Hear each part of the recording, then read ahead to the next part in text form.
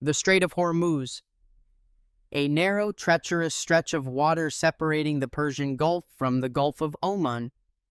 Through this maritime throat flows 21% of the world's global petroleum liquids.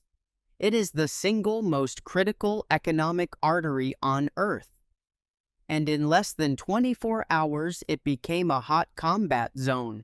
The United States has just executed one of the most devastating single-night retaliatory air campaigns since the opening phases of the Gulf War. More than 80 strategic Iranian targets were systematically turned to rubble. The timing was calculated with ruthless precision by the Pentagon, striking directly during a nationwide funeral period in Tehran for its deceased supreme leader. But this wasn't just a punitive raid. Within hours of the smoke clearing, Washington torn up the freshly signed sanctions relief package granted to Tehran just weeks prior. Oil futures went into a vertical spike. The fragile, hard-fought ceasefire now teeters on the edge of total collapse. This is an operational breakdown of how 3 localized strikes on commercial tankers by the Islamic Revolutionary Guard Corps triggered an American military response 8 times larger than anything previously witnessed in the region. This is how the Pentagon decided to rewrite the rules of engagement in the Middle East. To understand the sheer scale of the American response, we must analyze the exact triggers. The tactical chain of events began when the IRGC Navy deployed asymmetrical assets into the shipping lanes. The first casualty was the Al Rakayat, a Qatari-owned liquefied natural gas carrier. Simultaneously, a Saudi-flagged supertanker, the Wadian, was targeted. Both vessels were struck by low-signature precision loitering munitions while transiting the strait. The hit on the Al Rakayat was nearly catastrophic, causing a massive fire in the primary engine compartment.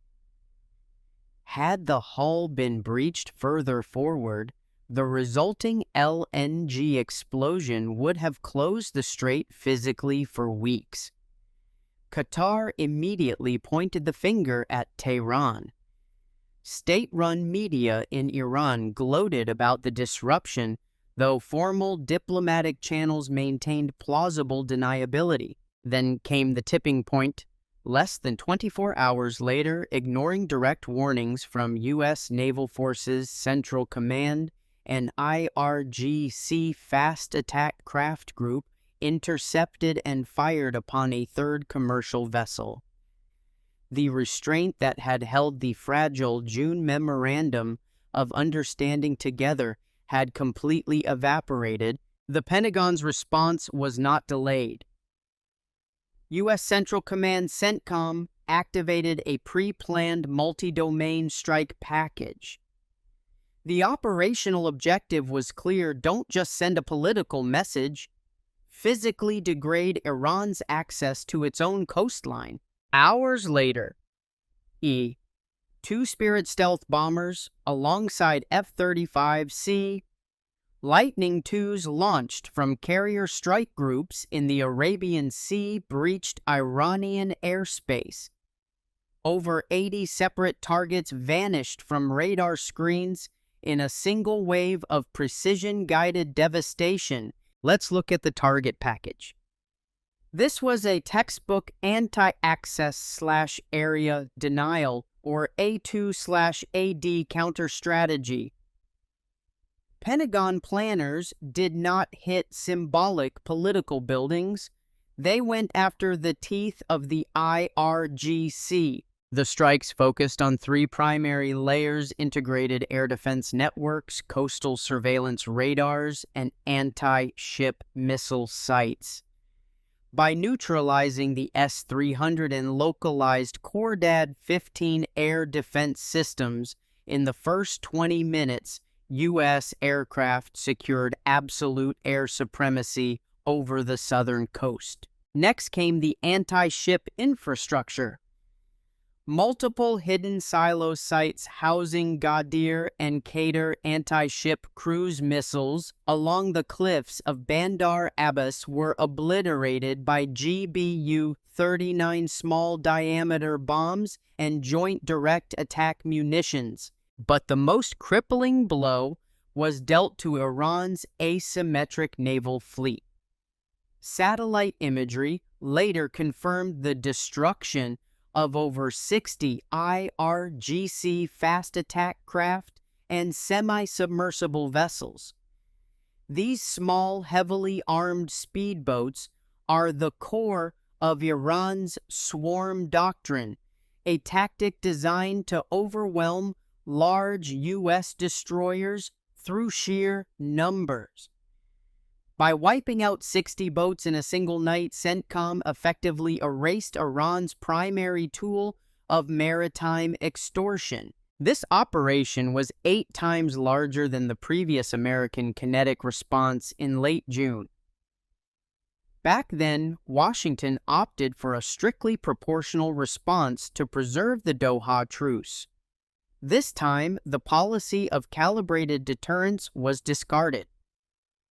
CENTCOM's public statement dropped the usual diplomatic jargon, stating bluntly, "The era of bullying and extortion is over. It leads nowhere, and the United States does not fold under pressure. To fully comprehend this military shifts, we must trace this conflict back to its flashpoint.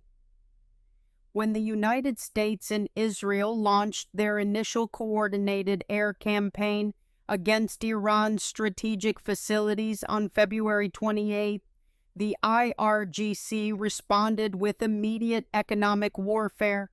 They broadcasted open-frequency warnings to all global shipping. No vessel would be permitted safe passage through the Strait of Hormuz. While not a conventional naval blockade, which Iran's regular navy lacks the tonnage to enforce, the psychological and insurance threat alone sufficed. Within 72 hours, commercial transit through the strait dropped by a staggering 70%. According to the International Energy Agency, this constituted the largest oil supply disruption in global energy history, eclipsing the oil shocks of 1973. What followed was a brutal cycle of escalation and temporary pauses. The IRGC seeded the shallow waters of the strait with unanchored contact naval mines. In a bizarre twist of operational incompetence, reports surfaced that IRGC units lost tracking logs for several minefields, creating a permanent hazard for neutral shipping and making the waters deadly even during peacetime. Throughout March and April, the IRGC Navy seized tankers flagged from Italy, Liberia, and Panama under fabricated legal pretexts. In response, the Trump administration issued a revised Rules of Engagement order. The U.S. Navy was authorized to neutralize any foreign vessel caught actively deploying mines or harassing merchant ships. By mid-April, the U.S. enforced a strict counter-blockade of Iranian ports, choking off Tehran's domestic oil exports for 6 weeks, until it was lifted during the May negotiations. A diplomatic exit ramp briefly appeared in mid-June. A memorandum of understanding was signed between President Trump and Iranian President Masoud Pezeshkian. It was a complex, multi-tiered framework negotiated across Doha and Islamabad. It demanded a complete cessation of hostilities, a 60-day window to reopen the strait, the immediate clearing of naval mines within 30 days, and the phased lifting of the U.S. naval blockade in exchange for verified pauses in Iran's nuclear enrichment programs. For 12 days, the world breathed a sigh of relief. But asymmetric forces are notoriously difficult to control. Hardline factions within the IRGC furious over the concessions made by Pezeshkian's administration chose to break the truce to assert their domestic power. The timing of their latest tanker attacks was highly calculated. They launched the drones while President Trump was touching down at a high-profile NATO summit in Ankara, Turkey. Tehran's strategic gamble was obvious. They believed that with the U.S. president deeply entangled in European security negotiations right on Iran's border, Washington's decision-making loop would be too slow or fragmented to authorize a major military response. They miscalculated. The Pentagon's response mechanism was already automated. The strike packages had been pre-delegated to CENTCOM commanders.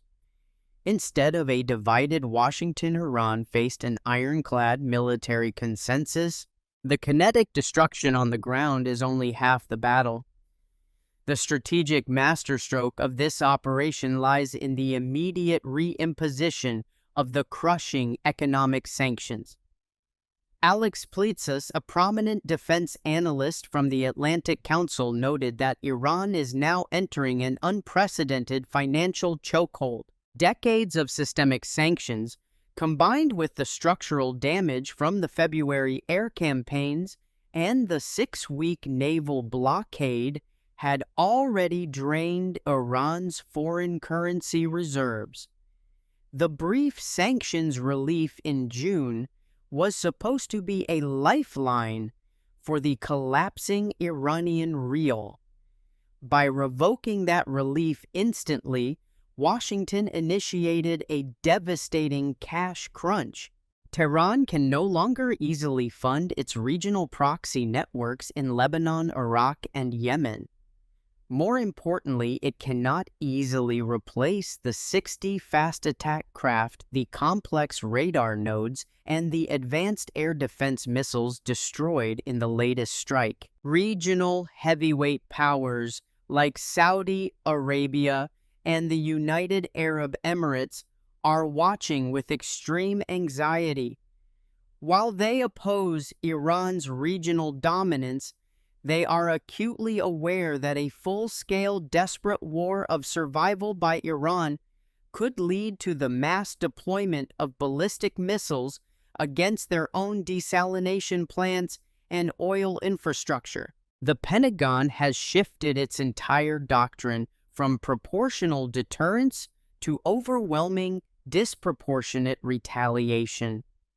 The message sent in a single night of fire and steel is absolute. Any future provocation, no matter how small, will not be met with warnings. It will be met with systemic destruction. As the smoke clears over Bandar Abbas, the central question remains: will this overwhelming display of military might finally force Tehran to permanently back down? Or have we just witnessed the opening salvo of a much larger, uncontrollable conflagration in the Middle East? Let us know your analysis in the comments below. For more operational breakdowns of global conflicts, subscribe